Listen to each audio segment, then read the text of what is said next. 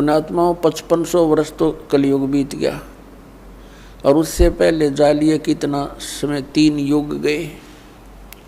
केवल एक ब्राह्मण वर्ग ही शिक्षा का अधिकारी था और कोई शिक्षा नहीं ग्रहण करता था, क्योंकि यह शिक्षा अच्छी नहीं है, यह बेईमान बनाती है प्राणी को। ये पाप करने से फिर हिचकता नहीं है व्यक्ति।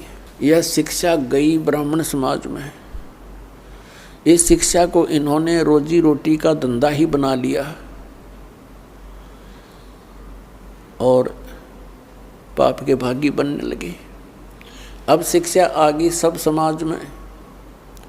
कितने चतुर बन गए हम भले ही ऊपर से कितने शिष्ट नजर आते हों, सुंदर कपड़े पहन के, बढ़िया कोई ठिकार लेके, अंदर से कति खोखे और खोखले हुए पड़े हम।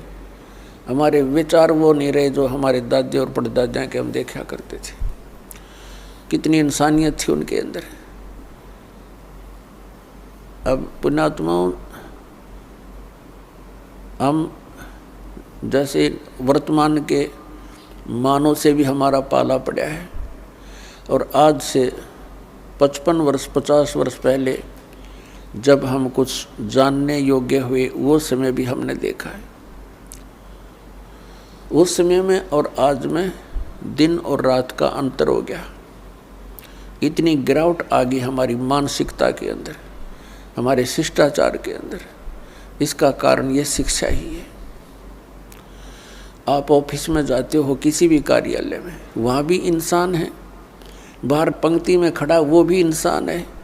कोई दया धर्म नाम की चीज़ नहीं रह रही। खाएं जाओ धक्के, गिड़गिड़ाएं जाओ उनके सामने, रहम रहा नहीं। 10 रुपये दे दे तो काम कर दे, नहीं तो खाओ धक्के। तो ये जलालत हमको किसने सिखाई? इस शिक्षा ने सिखा दी।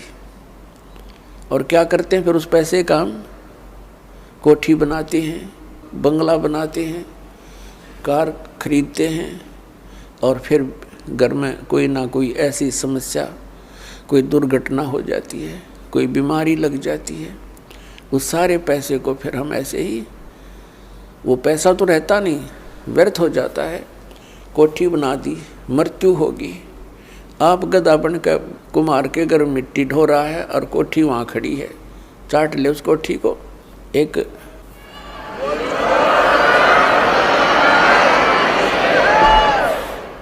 तो पुण्यात्माओं, इस ज्ञान से हम इस माया से वापस होंगे, क्योंकि ये माया दुश्मन है हमारी। और इस माया का हम प्रयोग कहाँ करते हैं? हमने परंपराएं गलत बना ली। विवाह करते समय पूरा ड्रामा कर बैठते हैं। पता नहीं किस किस प्रकार से हम अपने इन क्रियाओं को जो एक सिंपल वे से करनी चाहिए थी, हम ड्रामा बना रहे हैं। विवाह करते हैं, लड़के वाला खुशी मनाते हैं, लड़की का विवाह होता है, डीजे बजते हैं। अरे ब्याह 2 बच्चों का होना है और परमात्मा ने कर रखा होता है, क्योंकि संयोग भगवान ही जोड़ के भेजता है, जीव नहीं जोड़ सकता, या भूल है इसकी। तो अपने सिंपल से वैसे ब्याह करे। बच्चों का नाता ही तो जोड़ना है, वचन से जुड़ता है। ठीक है भी, हमारे आपका बेटा पसंद है, वो कह दे भी हमारे आपकी लड़की पसंद है, दोनों बच्चों का विवाह मंजूर हुआ ना, हो गया ब्याह। और इसमें क्या देर लगे थी? अब हमने देखा, समाचार पत्र में पढ़ा, पहले दिन डीजे बजा रहे हैं, लड़के का विवाह था, बहनें भी डांस कर रही हैं, माँ भी डांस कर रही है, गली में खड़े होकर। और सब कंजर हो गए हम, इंसानियत भूल गए कति। अगले दिन क्या होता है कि विवाह के लिए जा रही थी बारात, रास्ते में दूल्हे वाली कार टकरा गई एक ट्रेल लेते हैं, दूल्हा मर गया, साथ में और बैठे थे 6-7, वो मर गए। पहले दिन तो खुशी मना रहे थे, अगले दिन टक्कर मार कर रो रहे हैं। तो इस काल के लोक में और हम बकवाद करें, इसलिए कर रहे हैं क्योंकि हमने भांग पी रखी है, नशा हो रहा है हमारे। नशा उतर जाएगा जब ये चीज़ आपने ऐसी दुश्मन दिखाई देंगी जो ड्रामा हम करते हैं। एक समय नानक साहिब जी के पास भक्त कोई व्यक्ति चले गए और कहा, महाराज जी आप ऐसे रहते हो खोए खोए से, आप कभी खुश नजर नहीं आते, आपका चेहरा ऐसा रहता जैसे महादुखी प्राणी होया करे, और आप तो महापुरुष हो, आपको काहे की टेंशन है। तब नानक साहिब जी ने कहा, भी ना जाने काल की कर डारे और किस विध ढल जा पास आवे, और जिन आते सरते मौत खुड़क दी उन्होंने केड़ा हंस आवे। अब ना जाने कब के बिजली गिर जा, एक सेकंड का भरोसा नहीं, एक सेकंड का, और हम फिर भी यहाँ फूले नहीं समाते। तो ये हमारी इस अज्ञान का ही कारण है, और इस भांग जो हमने पी रखी है माया की, इसका प्रभाव है। ये सत्संग से, परमात्मा की भक्ति से ये एंटीबायोटिक है, इस भांग का नशा उतर जाएगा। ये उतरने के बाद देखना फिर कितना आपका वजन हल्का होगा,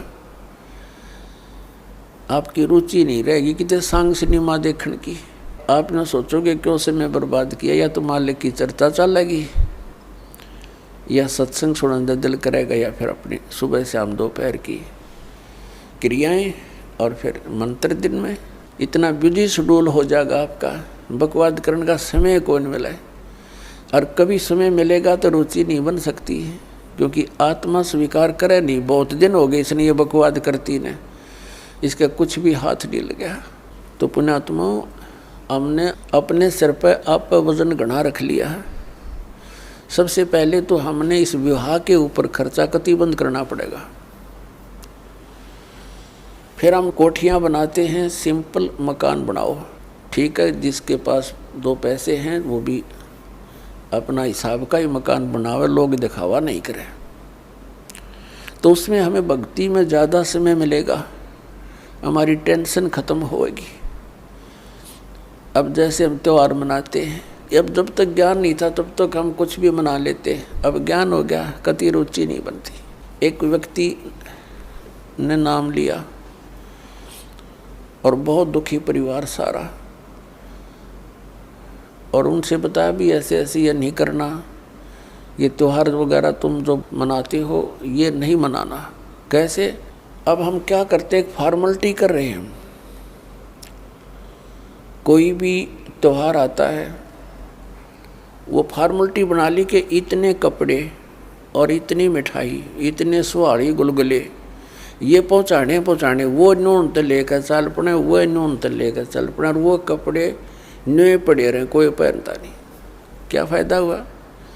एक बच्चा होता है, 4 बुआ हैं उसके, चारों लाऊंगी जुगले 6 और 6 महीना पाछो बच्चा बड़ा हो जाओ, पैर जो गिरे कोई ना वही की तो फूकने पड़े।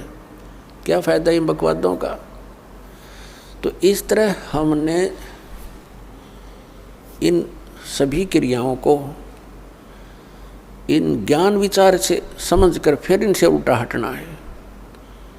और ज्ञान बिना तो हम फिर देख लकीर पीट ही रहे हैं, वो नहीं पीटनी फिर हमने, हम बालक नहीं रहे, क्योंकि ज्ञान हो गया, हमने परमात्मा का नाम मिल गया, यहाँ का पता लग गया क्या स्थिति है। तो इस प्रकार हमने इन क्रियाओं से वापस होना है।